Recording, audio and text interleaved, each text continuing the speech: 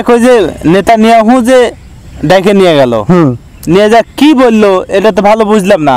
যা বলছে যে আমার বাংলাদেশের মুসলমান হলে বেশি, তো আমরা আবার ওই সামান্য কোনো কিছু হলে পারে মনে করো যে ওই আন্দোলন শুরু করে দিই, ইসরায়েলের বিরুদ্ধে মেলা কথাবার্তা বলা শুরু করে দিই। আর বাংলাদেশের মুসলমানদের অবস্থা তো বুঝতে পারতে চাও, যাতে বাংলাদেশের মুসলমান ফিলিস্তিনের পক্ষে যেন কথা না বলতে পারে এবং তারা যাতে বুঝতে পারে ফিলিস্তিনি মানুষ যেন শান্তিতে আছে, সুখে আছে।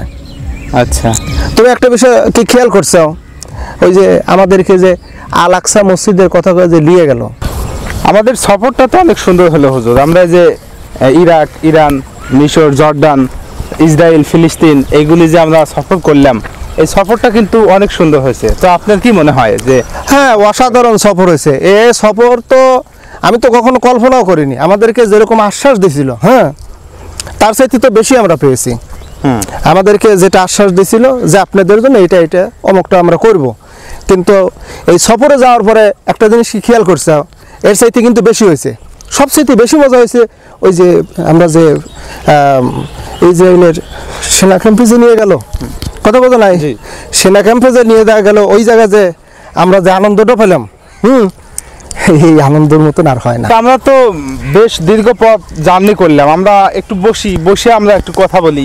হ্যাঁ হ্যাঁ, আমাদের আলাপচারিতা কিরকম? হ্যাঁ হ্যাঁ, আরো অনেক কথা আছে। যেহেতু আমরা দেশে যাচ্ছি, জি, সেহেতু আমাদের অনেক কার্যক্রমও আছে, সেই বিষয়টা নিয়ে একটু ডিসকাস করা দরকার। শায়েক, আমি যে কথাটা বলতে চাচ্ছি, আমরা যে ইসরায়েল থেকে এত টাকা পয়সা যে পাইলাম, এই টাকা পয়সাগুলি আমরা কিভাবে ব্যয় করব বা কোন কোন খাতে ব্যয় করব, বা দেশে যাই এই টাকাগুলি আমরা কোথায় কাক দেব, তো এই সম্পর্কে আপনি কি বলতে চান?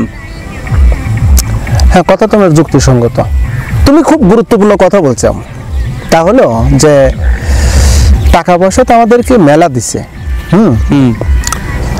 আমাদেরকে তাদের নিজস্ব গাড়ি দিয়ে করে সফর করেছে, তো মোটা অঙ্কে টাকা দিচ্ছেন। টাকাটা কোন খাতে, আমরা আমাদের যারা সুন্নি ভাইটি আছে, হ্যাঁ জি, তাদেরকে কিছু টাকা দেব, আর বলবো যে খুব তাড়াতাড়ি আমাদের ব্যানারে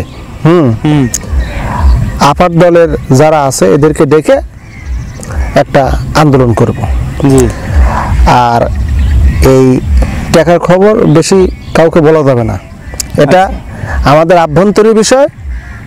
এটা আমরা যারা ধরো মনে করো যে জিলেপি আছি, খিরানি আছি, ইরানি আছি, তেহরানি আছি, হ্যাঁ হ্যাঁ, এই মাজারি আছি, এগুলোর ভিতরে সীমাবদ্ধ থাকবে, এগুলো বাহিরে ফ্লাশ করা যাবে না। আচ্ছা, তো টাকা যা দিছে সমস্যা নাই, এই বিষয় নিয়ে আমরা নেক্সট টাইমে আমরা এই বিষয় নিয়ে গভীর একটা পরামর্শ করব। ওই যে নেতানিয়াহু যে ডাইকে নিয়ে গেল, নিয়ে যা কি বললো এটা তো ভালো বুঝলাম না। তা আমাকে একটু এটা খোলাসা করে কোন তো, আসলে সে কি বললো, তার ভাষা কি? হ্যাঁ, অবশ্যই বলতে হবে, কি ভালো বুঝতে পারো না, তাই না?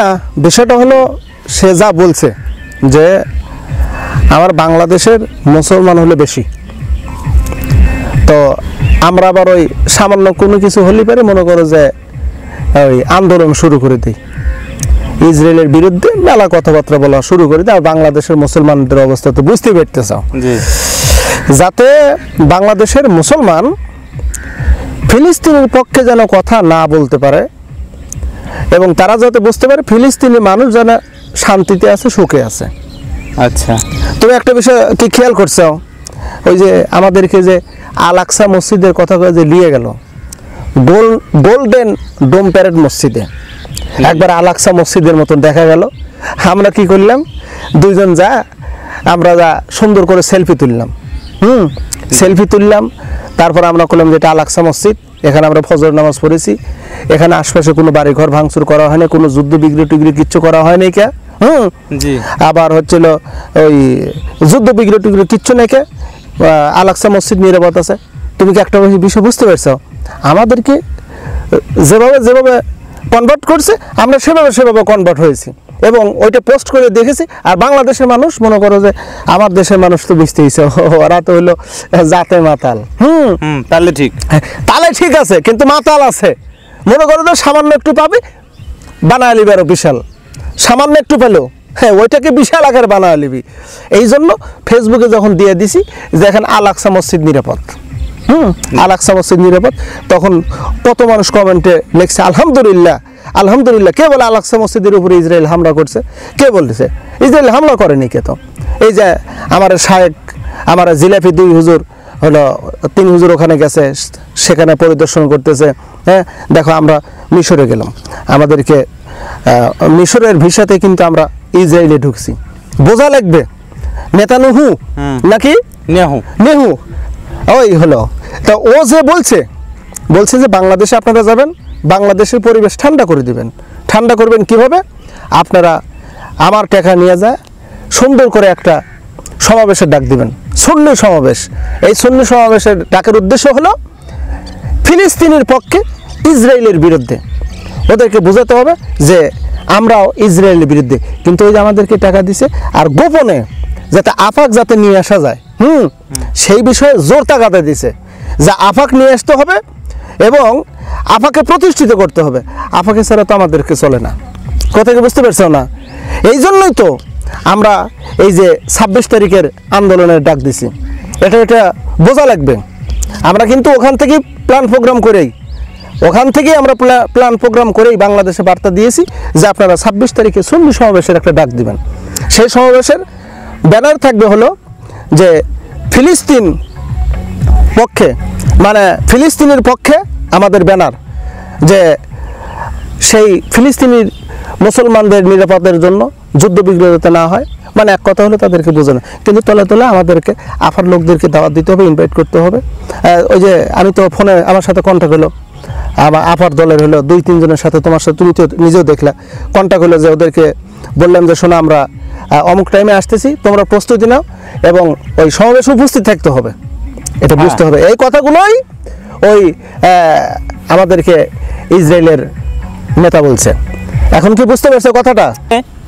আমাদের যত সুন্নি ভাইরা আছে, মিঠা সুন্নি, গরম সুন্নি, মাজাদি সুন্নি, জিলাপি সুন্নি, যত সুন্নি ভাইরা আছে সবাইকে কিন্তু এক জায়গায় একত্রিত করতে হবে অবশ্যই। আর এই যে সবাইকে যে ডাকবো, কিভাবে ডাকা যায়, আর তারা যাতে এই আপার লোকদেরকেও ডেকে নিয়ে এসে এই সমাবেশটা 26 তারিখের সমাবেশটা যাতে সফল হয়, আমাদের কিন্তু সেই লক্ষ্যে কাজ করতে হবে। অবশ্যই সেই লক্ষ্যে কাজ করতে গেলে কিভাবে করা যায় তার একটা সুষ্ঠু সমাধান দেন, আমাদেরকে একটা পরামর্শ দেন। গুড, তোমার কথা ঠিক আছে, আমি সমাধান দিচ্ছি। হ্যাঁ, তোমার কথাটা খুব গুরুত্বপূর্ণ। এটা তো আমরা ভেবে চিন্তাই যত সুন্নি আছে সব সুন্নিদেরকে ডেকে, আপনার লোকদেরকে ডেকে বাংলাদেশে একটা বিক্ষোভ, মহাবিক্ষোভ শুরু হবে 26 তারিখে এবং বুঝাই দিতে হবে, আফাকে আবার আনতে হবে। আফা দ্বারাই কেবল ইসলামের সুরক্ষিত হচ্ছে। দেখো না আফা কতগুলো মসজিদ করছে, আফা কতগুলো মসজিদ করছে। আফা তাহাজ্জুদ বুজুর্গি, আফা তারপরে হচ্ছিল কোরআন শরীফ পড়ছে, মাথায় পট্টি দিছে, হজ করছে। হ্যাঁ, একটু নরেন্দ্র মোদীর সাথে না একটুখানি সময় গেছে, হ্যাঁ তার হাত ধরছে, এটা কোনো একটা বিষয় না। কিন্তু আফার দ্বারাই বাংলাদেশে ইসলাম সুরক্ষিত, কথা বুঝতে হবে। ঠিক আছে, 26 তারিখের জন্য প্রস্তুতিমূলক তোমাকে যে দায়িত্ব দেওয়া হয়েছে সেই দায়িত্ব মতো তুমি কাজ করবে, আর বাকিটা আমি করব। 26 তারিখে একটা বাংলাদেশে বিপ্লব ঘটায় দেবো। জি, কথা কি বুঝতে পারছো? জি, ঠিক আছে ইনশাল্লাহ। তাহলে আমরা এখন উঠি, আমাদের গন্তব্যস্থলের দিকে চলে যাই।